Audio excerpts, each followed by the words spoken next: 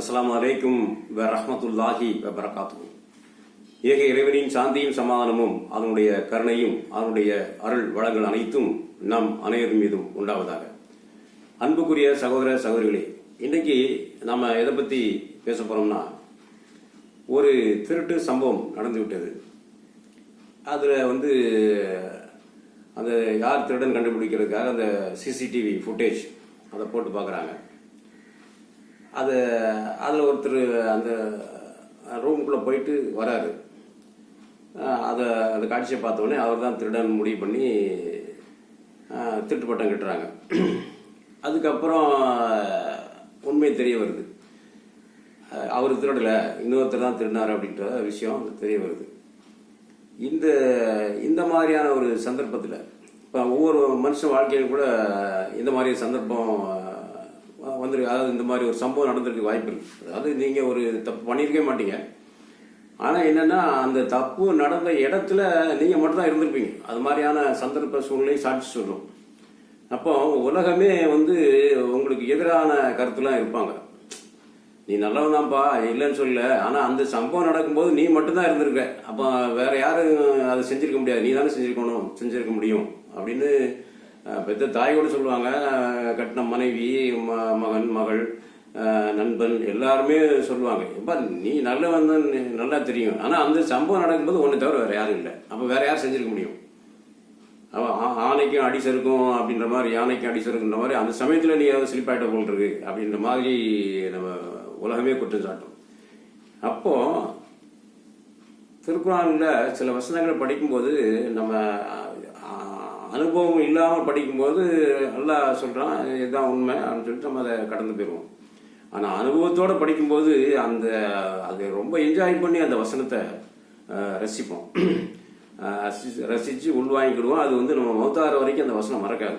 அப்படிப்பட்ட ஒரு வசனத்தையும் நடந்த சம்பவத்தையும் தான் இப்போ நம்ம பார்க்க போகிறோம் இன்ஷா அல்லாஹ். அதாவது திருக்குறான் 41வது அத்தியாயத்தில் 53வது வசனத்தில் அந்த ஒரு வசனம் சொல்கிறேன்.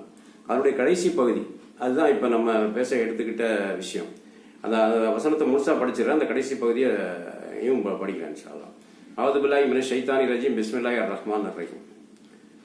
திருக்குறான்ல 41:53. நிச்சயமாக இவ்வேதம் உண்மையானதுதான் என்று அவர்களுக்கு தெளிவாகும் பொருட்டு நம்முடைய அத்தாட்சிகளை உலகத்தின் பல பாகங்களிலும் காண்பிப்பதுடன் அவர்களுக்கு உள்ளாகவும் அதி சீக்கிரத்தில் நாம் அத்தாட்சிகளை காண்பிப்போம்.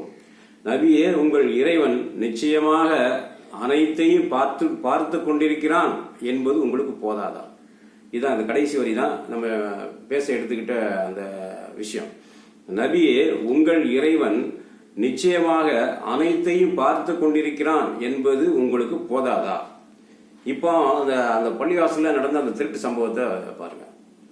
அதாவது உலகமே பார்க்கல, நான் தப்பு செய்யலைன்ற விஷயத்த உலகம் நம்ப மாட்டேன்றது.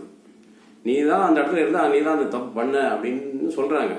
ஆனா இப்போ அந்த வசனத்தை படிங்க. நபியே, உங்கள் இறைவன் நிச்சயமாக அனைத்தையும் பார்த்து கொண்டிருக்கிறான் என்பது உங்களுக்கு போதாதா? நான் அந்த தப்பை செய்யலை என்றதையும் பார்த்துக்கிட்டு இருக்கான், தப்பு செஞ்சவன் யாருன்றதையும் அல்லாஹ் பார்த்துக்கிட்டு இருக்கான். இந்த விஷயம் உங்களுக்கு போதாதா? ஏன்னா தீர்ப்பு அதிபதியாகிய அல்லாஹ் அந்த நாளில் இந்த நபர் அந்த தப்பை செய்யலைன்னு அல்லாவே சாட்சி சொல்லுவான்.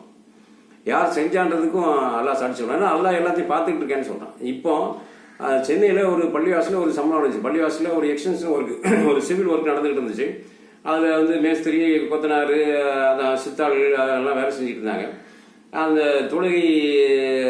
தொழுகை அல்லாத டைமில் அந்த மாதிரி டைமில் என்ன பண்ண, அந்த மோதினார்கிட்ட இமாம் காசு கொடுத்துட்டு வந்திருக்கு. அந்த சிவில் ஒர்க் நடக்குது, அது அவங்களுக்கு ஈவினிங் போகும்போது கூலி கொடுக்கணும், மற்றபடி சிமெண்ட்டு ஜல்லி ஏதாவது தேவைன்னா பணத்தை வச்சுக்கோ, செலவு பண்ணி கொடுங்கன்னு சொல்லிட்டு அந்த மோதினார்கிட்ட அந்த இமாம் சாப்பு ஒரு 6000 ரூபா பணத்தை கொடுத்து வச்சுருந்துருக்காரு. மோதினாருக்கு ஒரு சின்ன ரூம், தனி ரூம் கொடுத்துருக்காங்க. அதில் தான் பாக்கெட்டில் வச்சுட்டு அந்த ஷர்ட்டை கூக்கில் மாட்டிட்டு அவர் மோதினார் எங்கே போயிட்டார். ஒரு 2 மணி நேரம் கழிச்சு திருப்பி பார்க்குறாரு, பாக்கெட்டில் உள்ள 6000 ரூபா பணத்தை காணும். உடனே பதறி அடிச்சு போய் இமாம்கிட்ட சொல்லியிருக்காரு. இமாம் அந்த சமயத்தில் இருந்திருக்காரு. இமாம் சாப், பாக்கெட்டில் 6000 ரூபா வச்சுட்டு நீங்கள் கொடுத்த பணத்தை வச்சுட்டு நான் வெளியில் போயிட்டு வர்றதுக்குள்ள பணத்தை காணும். என்னையா சொல்லிட்டோம், சம்பளமே 6000 ரூபா தான், 6000 ரூபா தானே, இது காணாமல் கண்டுபிடிக்கணும்னு சொன்னால் அவ்வளோதான், அடுத்த மாதம் உங்களுக்கு சம்பளம் கிடையாது, என்ன இமாம் சார் இப்படி சொல்றீங்க, யாருன்னு கண்டுபிடிங்க அப்படின்னா எல்லாரையும் கூப்பிட்டு அந்த கொத்தனாரு, மேஸ்திரி, சித்தாளு, வாட்ச்மேன், இமாம் சாப், மோதினார், இவ்வளோ பேர் தான். இது தவிர வாட்ச்மேனை தாண்டி வேறு யாரும் வர்றதுக்கு வாய்ப்பு இல்லை. அப்போ எல்லா சித்தாளு எல்லாத்தையும் கூப்பிட்டு இமாம் சாப் விசாரிச்சிருக்காங்க. யாராவது எடுத்துருந்தீங்கன்னா சொல்லிடுங்க, சொல்லி பணத்தை கொடுத்துருங்க, போலீஸ் ஸ்டேஷன் அங்கெல்லாம் போக மாட்டோம். அப்படி இல்லை அப்படின்னா கண்டுபிடிச்சிட்டோன்னு சொன்னால் போலீஸ் ஸ்டேஷனில் ஒப்படைச்சிடுவோம் அப்படின்னு சொன்னோடனே, நான் எடுக்கல, நீ எடுக்கல, சாமி சத்தியமாக நான் எடுக்கல சொல்லிட்டு எல்லாரும் சொல்லிட்டாங்க. அப்போ எப்படி கண்டுபிடிக்கிறேன்? அப்போ அந்த கேமரா, சிசிடிவி கேமரா ஃபுட்டேஜை போட்டு பார்த்துருவோம் அப்படின்னா கரெக்டாக மோதினார் ரூம் இப்படி இருக்கா, ரூம்லேருந்து இப்படி ஒருத்தர் வெளியே வராருன்னா இங்கேருந்து பார்த்தா தெரியும், இந்த கேமராவில் பார்த்தா தெரியும். அந்த ஃபுட்டேஜை போட்டு பார்த்துருவோம், எல்லோரும் வாங்கப்பா அப்படின்ட்டு அந்த ஃபுட்டேஜை போட்டு பார்த்தா அதில் இந்த சித்தாரில் வேலை செய்கிற அதாவது கொத்தனார் வேலை செய்கிற ஒரு நபர் கரெக்டாக உள்ளே போகிறார். போயிட்டு ஒரு 2 நிமிஷம் கழிச்சு திருப்பி வெளியே அங்கேயும் இங்கேயும் பார்க்குறாரு. அப்படி யாராவது பார்க்குறாங்கன்னு பார்த்த மாதிரி பார்க்குறாரு. பார்த்துட்டு போயிடுறாரு. உடனே அவரை பிடிச்சிட்டாங்க. ஏண்டா நீ தான் போயிருக்கிற, நல்லா பார்த்தியா, உள்ளே போகிற வர, எங்கே வச்சிருக்க பணத்தை, நேற்று எடுத்தியா, பணத்தை செலவழிச்சிட்டியா, அதாவது பணத்தை நீ கொடுத்துரு, எங்கே இருக்கு பாக்கெட்லாம் கை விடுறாங்க, பணம் எதுவும் இல்லை, நீ எங்கே ஒழிச்சு வச்சிருக்க நீ சொல்லு அப்படின்னா ஒன்று டப்புன்னு 2 பேர் அடிக்க ஆரம்பிச்சாங்க. அவங்க கூட சேர்ந்தவங்களே அடிக்க ஆரம்பிச்சிருக்காங்க. அடித்தோடனே அவர் சொல்கிறார், நான் சத்தியமாக எடுக்கலைங்க, சாமி சத்தியம், உங்கள் சாமி சத்தியமாக, எல்லா சாமி சத்தியமாக நான் எடுக்கலைங்க அப்படின்னு சொன்னேன். நீ தான் ஏன் உள்ளே போயிருக்க, நீ இந்த வாரம் உள்ளே போகிற வர பார்த்த இல்லை, எல்லாரும் பார்த்தோங்களா நாங்கள், அப்போ நாங்கள் சாட்சியாக இருக்கோம், நீ தான் உள்ளே போகிற வர, நீ தான் எடுத்துக்கணும், வேறு யாரும் எடுத்துப்பா. சத்தியமாக நான் உள்ளே போனது உண்மைதாங்க, அந்த ஏதோ ஒரு பொருள் அங்கே இருக்கான்னு பார்க்க போனேன், இந்த கட்டிட சம்பந்தமான அந்த பொருள் இல்லை, அதனால நான் வந்துட்டேன். அவன் எனக்கு திரும்பி பார்ங்க, தற்செயலாக பார்த்தாங்க, அதை நீங்கள் திருடிட்டு போகிறோம் பார்த்த மாதிரி நினச்சிட்டு இருக்கீங்க, உண்மை அது கிடையாதுங்க, நான் கண்டிப்பாக நான் திருடவே இல்லை அப்படின்னு இப்படிலாம் சொன்னால் இவன் சரி போட்டு வர மாட்டான். நாங்கள் குத்த ஆரம்பிச்சிட்டேன். அதுக்கப்புறம் அடி தாங்காமல் வந்தாலுன்னு சொல்லிட்டு, ஆமாங்க நான் தான் எடுத்துட்டேன், நான் அதாவது இது முந்தின நாள் நடந்த சம்பவம். அவர் மறுநாள் தான் மோதி நாள் மாமட்ட சொல்லி இவ்வளோ சம்பவம் நடக்குது. இப்போ நான் நேற்று எடுத்தேன், பணத்தை வீட்டில் வச்சுருக்கிறேன், நான் நாளைக்கு எடுத்துகிட்டு வரேன், நாளைக்கு ஓடி போய் இப்போ எடுத்துகிட்டு வா சரி சொல்லிட்டு அனுப்பிவிட்டான். அவர் போயிருக்காரு. போன உடனே அவர் உண்மையில எடுக்கலை. அவர் அடி தாங்காமல் நான் எடுத்தேன்னு சொன்னா தான் அடிக்காமல் விட்டுருவாங்கன்னு சொல்லிட்டு எடுத்தேன்ட்டு பொய் தான் சொல்லியிருக்காரு. நேரம் வீட்டுக்கு போனோடனே ஒய்ஃப்கிட்ட அழுதுகிட்டே சொல்லியிருக்காரு, நான் பணம் எடுக்க, உன்னை பற்றி எனக்கு தெரியும், நீ உழைச்சி சம்பாதிச்சு இவ்வளோ கண்ணியமாக வாழ்ந்துட்டு இருக்கோம், நம்ம நீ எடுத்தேன்னு எவன் யார் சொன்னோம், உன் மேலே திருட்டுப்பட்ட கேட்டேன், யாரியா வாயா போகுன்னு சொல்லிட்டு அந்த அம்மா ஆவேசமாக புருஷனை கூட்டிகிட்டு மறுபடியும் பள்ளிவாசலுக்கு இருந்தாங்க. பள்ளிவாசல் என் புருஷனை அடிச்சு இவா புருஷன் திருநான்னு நீ நிறுவி எனக்கு நிறுவி ஏமா நீ தான் அவங்க புருஷன் தான் உள்ள போகிறான் வரான், அந்த அவங்க போட்டு காமிச்சிருக்காங்க. புருஷன் போறாரு வராரு அதெல்லாம் சரிதான், அவர் தான் எடுத்தாருன்னு என்ன ஆதாரம் இருக்குது, வேற எவன் கூட எடுத்துக்கலாம். இது மாதிரி எவனாவது கை வச்சேன், எவன் ஏன் அவனை கை வச்சான், நான் அவனை அடிக்கிறேன் இல்லைம்மா, சரி யாருன்னு கண்டுபிடிக்கணும்ல, உன் புருஷன் எடுக்கலன்னா வேற யாரும் எடுத்துருப்பான், அதை திரும்ப அது நீங்கள் தான் கண்டுபிடிக்கணும்.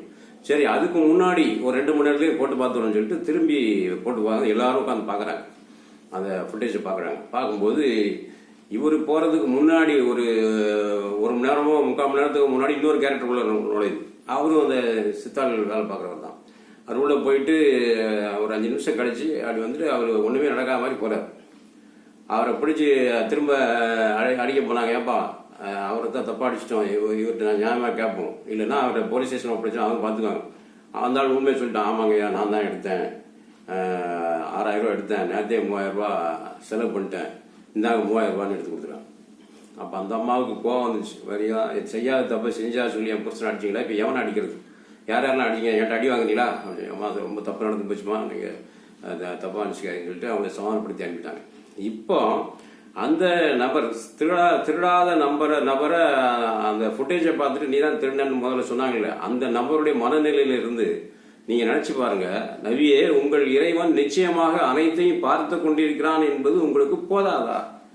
நான் தான் தீர்ப்பு எழுதி, நான் தான் இறைவன், உலகமே உனக்கு எதிராக சாட்சி சொன்னாலும் நீ தப்பு பண்ணலைன்றது எனக்கு தெரியும், நான் பார்த்துட்டு இருக்கேன். அந்த வார்த்தை இறைவன் சொல்றான்.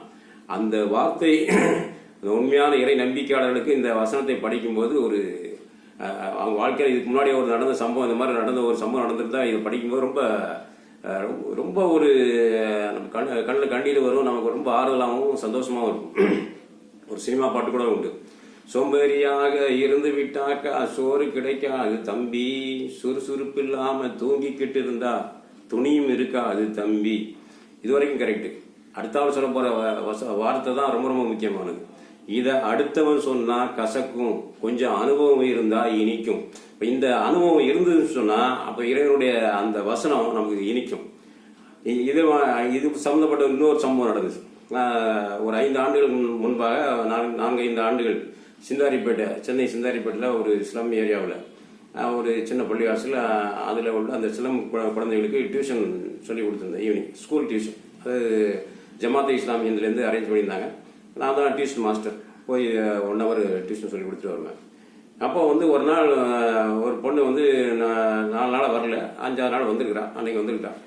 என்னம்மா 4 நாளாக உனக்கு காணும் அப்படின்னு சொன்னால் அட்டன்ஸ்லாம் எடுப்போம். 4 நாளாக உனக்கு காணும் ஹசரத், எனக்கு ஜுரம் ஹசரத், அதனால் 4 நாள் வரல. உடனே கோரஸாக ஒரு 3 பிள்ளைகள் எழுந்திரிச்சு, ஏய் பொய் சொல்லாத ஹசரத், பொய் சொல்கிறா, நேற்று கூட கடைக்கு ஜாமான்லாம் வாங்கிட்டு போனான் ஹசரத். நான் கடைக்கு ஜாமான் வாங்கலாம், உண்மைதான். எங்கள் வீட்டில் என்னை தவிர வேறு யாரும் இல்லை. ஜுரத்தோடு நான் கடையில் ஜாமான் வாங்கிட்டு போனது உண்மை தான். ஆனால் எனக்கு ஜுரம்ன்றது தான் உண்மை. நான் ஸ்கூலுக்கு போக முடியல, இங்கே டியூஷனுக்கு வர முடியல, நான் வீட்டில் படுத்தே தான் கிடந்தேன். ஏய் பொய் சொல்ல உடனே டக்குன்னு அந்த பொண்ணுக்கு கோவம் வந்துச்சு. பார்க்கணும், ஒரு ஆவேசமாக சொல்லிச்சு, இந்த பார், எனக்கு உடம்பு சரியில்லைன்றது அல்லாஹ்வுக்கு தெரியும், எனக்கு தெரியும். உனக்கெல்லாம் நிரூபிக்கணும்னு ப்ரூவ் பண்ணணும் எந்த அவசியம் கிடையாது அப்படின்னு சொன்ன உடனே அதுக்கப்புறம் கேள்வி கேட்டல் பண்ண உடனே ஸ்டாப் பண்ணிட்டேன். திருக்குறான் வசனத்தை சொல்லி காமிச்சேன். அதாவது அவர்கள் முன் உண்மையான ஓரிரு நம்பிக்கை அந்த மூமின்களுக்கு முன்னாடி அல்லாஹ் என்ற வார்த்தை கூறப்பட்டால் அவருடைய இதயங்கள் நடுங்கிவிடும் சொல்லி காமிக்கிறான். திருக்குறான்ல 8வது அத்தியாயத்தில் 2வது வசனத்தை அல்லாஹ் சொல்லி காமிக்கிறான். உண்மையான மூமின்கள், அதாவது இந்த ஓரிரு நம்பிக்கையாளர் முஸ்லிம்கள் யார் என்றால், அல்லாஹ் என்று அவனுடைய இறைவனுடைய திருநாமம் அவர்கள் முன் கூறப்பட்டால் அவருடைய இருதயங்கள் பயந்து நடுங்கிவிடும். அவனுடைய வசனங்கள் அவர்களுக்கு முன் ஓதி காண்பிக்கப்பட்டால் அவருடைய ஈமான், அவருடைய இறை நம்பிக்கை இன்னும் அதிகரிக்கும். இன்னும் தன் இறைவனையே அவர்கள் முற்றிலும் சார்ந்திருப்பார்கள் அப்படின்ற ஒரு செய்தியை சொல்றான். அந்த வசனத்தை அந்த பிள்ளைகள் முன்னாடி படிச்சு காமிச்சு அல்லாஹ்வை சாட்சி வச்சு அந்த பிள்ளை சொல்லிடுச்சு. அதனால் அதுக்கு பிறகு நம்ம பேசக்கூடாது. உண்மையில அவள் பொய் சொல்லியிருந்தான்னு சொன்னால் அது அல்லாவுக்கும் அவளுக்குள்ள விஷயம், நம்ம அது தலையிடக்கூடாது. ஆனால் அல்லான்ற வார்த்தை பயன்படுத்திட்டா, அதனால் அதுக்கு மேலே நம்ம பேசக்கூடாது. எல்லாரும் அமைதியாக உட்காந்துட்டாங்க. ஆக அல்லாவுடைய வசனங்களை நம்ம உள்வாங்கிட்டு அது வாழ்க்கையில் எப்பாவது நமக்கு அந்த அனுபவம் ஏற்படும் போது அல்லாவுடைய வசனங்கள் இனிக்கும். அதாவது கொஞ்சம் அனுபவம் இருந்தால் இனிக்கும். அதாவது இதை அடுத்தவன் சொன்னால் கசக்கும், கொஞ்சம் அனுபவம் இருந்தால் இனிக்கும். கண்டிப்பாக நமக்கு அனுபவம் இருந்தால் இறைவனுடைய வசனமும் இனிக்க தான் செய்யும். இந்த விஷயத்த சொல்றதுக்காக தான் இந்த எபிசோட் உங்களுக்கு சொல்லிட்டேன். அல்ஹம்துலில்லாஹ், எல்லா புகழும் இறைவனுக்கு. அஸ்ஸலாமு அலைக்கும் வ ரஹ்மத்துல்லாஹி வ பரகாத்துஹு.